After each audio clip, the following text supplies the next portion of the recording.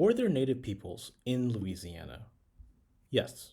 Today we're going to focus on one of them, called the Caddo, people who were primarily located in what is now northwestern Louisiana, but also occupied parts of Texas, Arkansas, and Oklahoma. They had a complex society and extensive trade networks. Their history is rich, and it spans thousands of years, beginning way before European contact and continuing into the present day. The Caddo people are believed to have descended from an ancient Mississippian culture which flourished in the southeastern U.S. from around 800 to 1600 CE.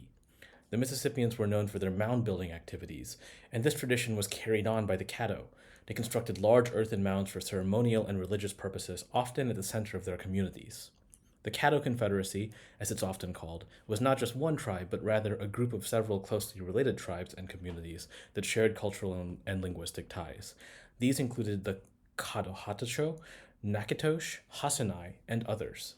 They lived, again, in northwestern Louisiana, northeastern Texas, southeastern Arkansas, and southeastern Oklahoma. The Caddo were agriculturalists. They cultivated crops like maize, beans, and squash, which were central to their diet. They also engaged in hunting, fishing, and gathering wild plants.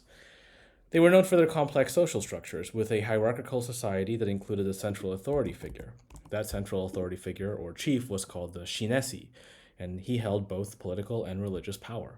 They also maintained extensive trade networks that connected them with other Native American groups across the region. The first Europeans to encounter the Caddo were the Spanish during the expedition of Hernando de Soto in the 1540s. This encounter, like many others during the period, was marked by violence and disease, which had devastating effects on the indigenous populations. But the Caddo managed to survive these early encounters, maintaining their way of life despite the disruptions. By the late 17th and early 18th centuries, the Caddo had established relationships with both the French and the Spanish, who had established colonies in the region. The Caddo engaged in trade with the French, exchanging goods like deer hides and bear oil for European products like metal tools, firearms, and textiles. The French in turn relied on the Caddo as allies and intermediaries in their interactions with other Native American groups. During this period, the Caddo faced increasing pressure from European settlers who encroached on their lands and disrupted their traditional way of life. Despite this, the Caddo remained a significant force in the region, adapting to the changing political and economic landscape. The early 19th century brought more challenges for the Caddo as the U.S. expanded westward. The Louisiana Purchase in 1803 brought Caddo lands under American control, leading to increased pressure from settlers and the U.S. government. In 1835, the Caddo were forced to cede their remaining lands in Louisiana to the U.S. through the Treaty of Cession, also called the Treaty of Caddo Lake.